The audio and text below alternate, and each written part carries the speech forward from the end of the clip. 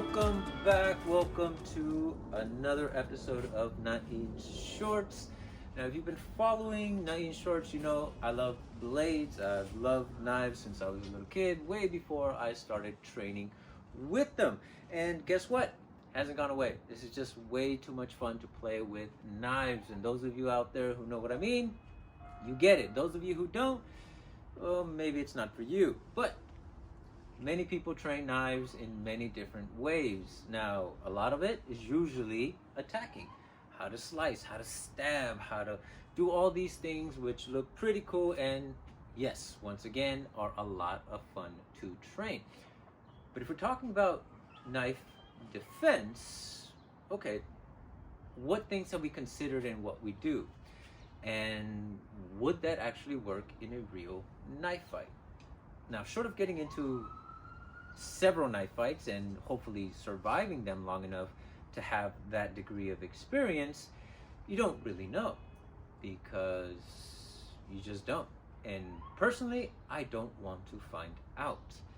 I don't want to be in a situation where I have to defend myself from a blade only to find out that what I've been practicing this whole time wasn't worth anything. It didn't work. And there are many people out there who have focused on training in defense against a knife, especially when you don't have one, because more likely than not, you're not going to have it. You're not going to have it at the ready.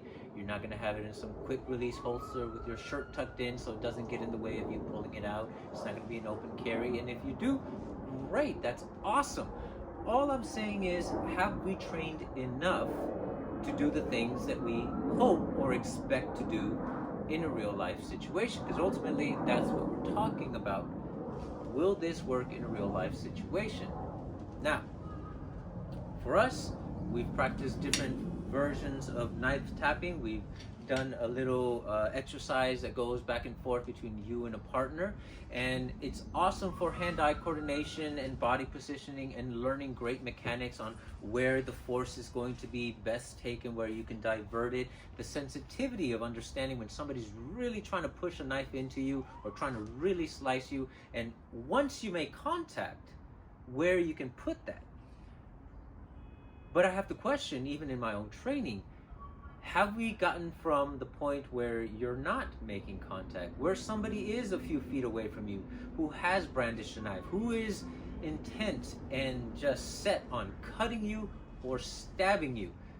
Personally, I don't think I've done enough of that training. And there are people who specifically focus on that. Somebody coming at you out of nowhere and just starts slicing you up. And I've seen the results of that. Not very favorable. Because if you don't know where something is coming from, if they ambush you, if they find you in a dark corner, if you're not paying attention, yeah, they're going to get a few slices or a few stabs before you even realize something is going on. Not to mention the immediate panic of having somebody come out of nowhere and just try to stick you. That's pretty fucking scary. I have to say so myself, and I've never been in that situation, but I can understand, and I have enough sense to think, yeah, that's something I don't want to experience. So, has that been part of your knife training? Have you gone to that point where it becomes that point where somebody is really out of nowhere, you don't know you're in training, but it is part of your training because it's somebody you in your school, somebody in your class, and you just told each other, hey, one day just attack me out of nowhere, don't even tell me what's going on. First of all, are you crazy enough to even try that? Because somebody will probably get hurt, because you don't know. You don't have any protection gear, you don't have any helmets. Then again, you have other people that have trained that where they do have helmet, they have protection gear, and it's actual stabbing. You're really going at it, you're changing directions, you're just making contact, whether it's a training blade made out of metal, aluminum, plastic, or even something softer for the sake of safety.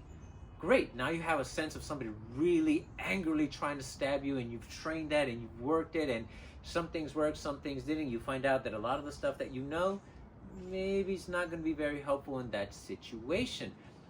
But you are protected. You're in a safe environment, and you know what's going to happen. That right there already changes the dynamic of a real knife attack.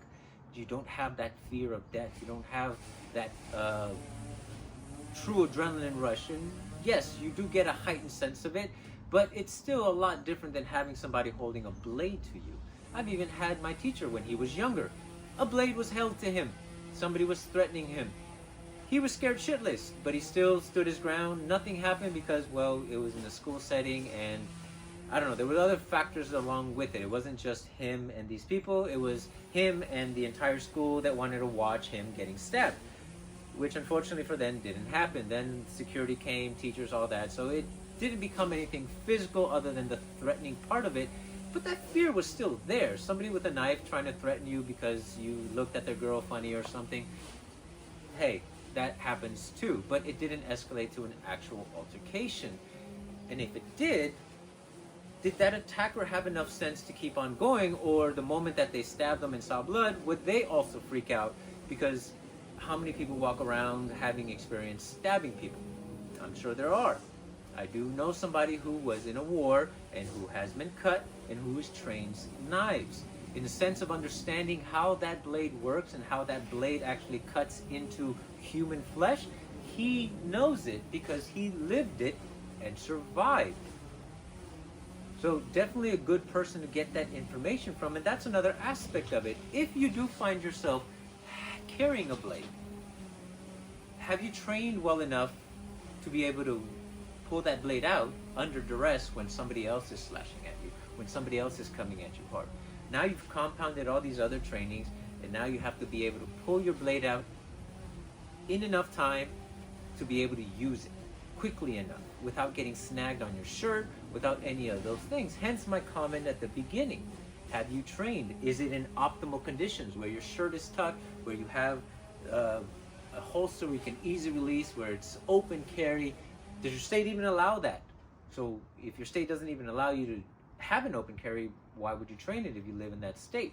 Is it just in case you find yourself somewhere else where you can? Or do you have to train how to pull something that's more concealed, still legally carried, but in your pocket, in your back pocket?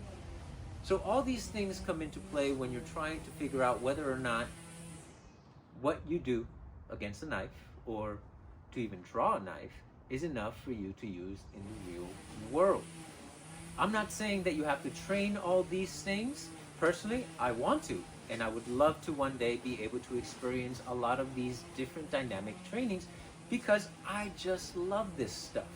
But ultimately, I have no desire whatsoever to find out what will and what won't work in a real knife attack.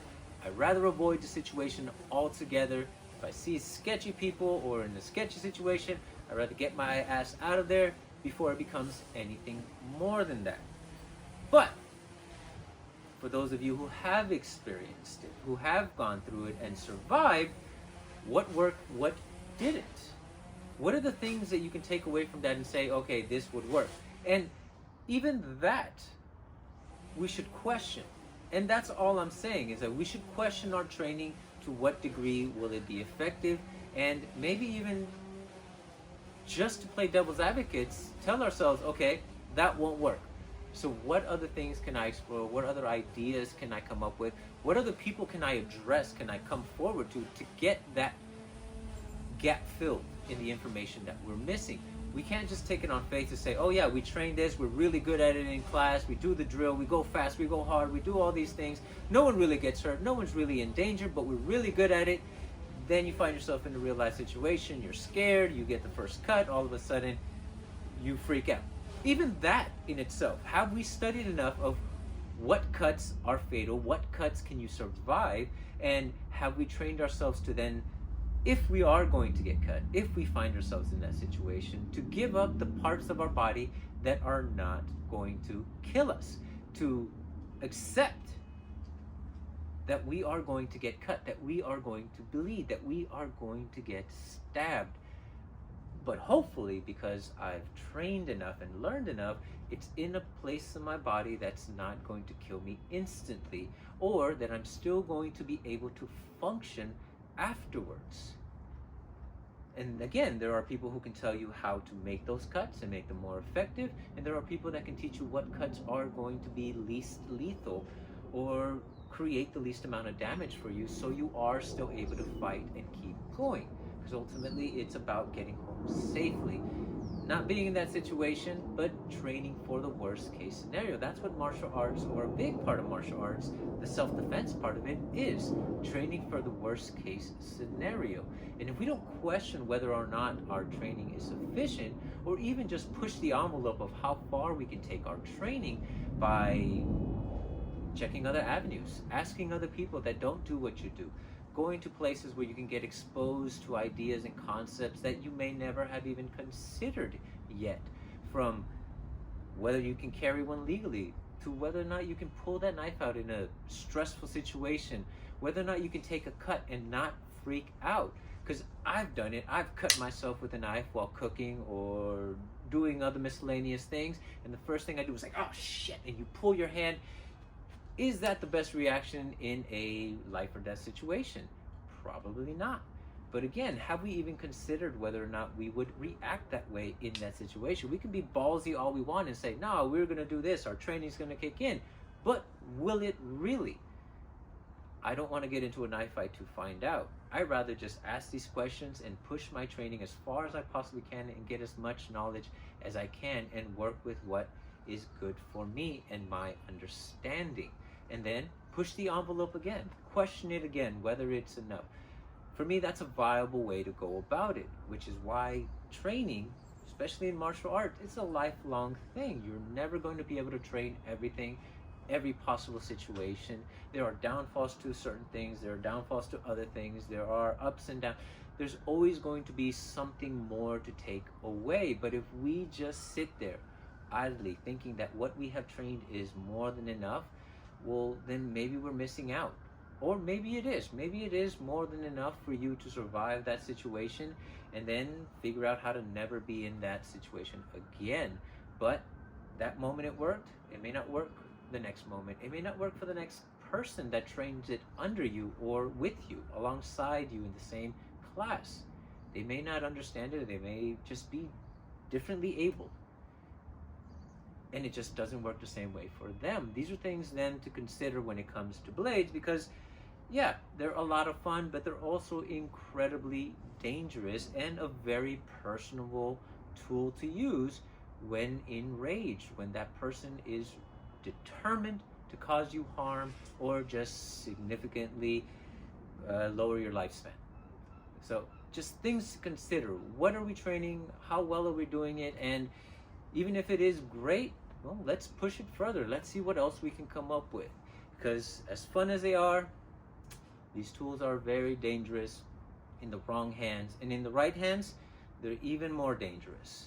So hopefully those hands are yours, and you're the one that's constantly training and getting better at your craft and thinking of any other possibility that you might need and augment your class or your curriculum. Just a thought.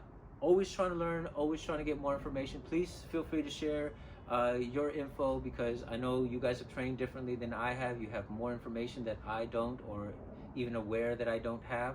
So please share that with us, because it's all about getting better and growing together, and hopefully never having to figure it out. But if we do, we're better prepared than we were yesterday because of what we learned today. Thank you for joining me on another one of Nain Shorts. I'll continue training. I hope you do too. Like, share, subscribe, all that. And I'll see you on the next one. Till then, 3, 2, 1, cut!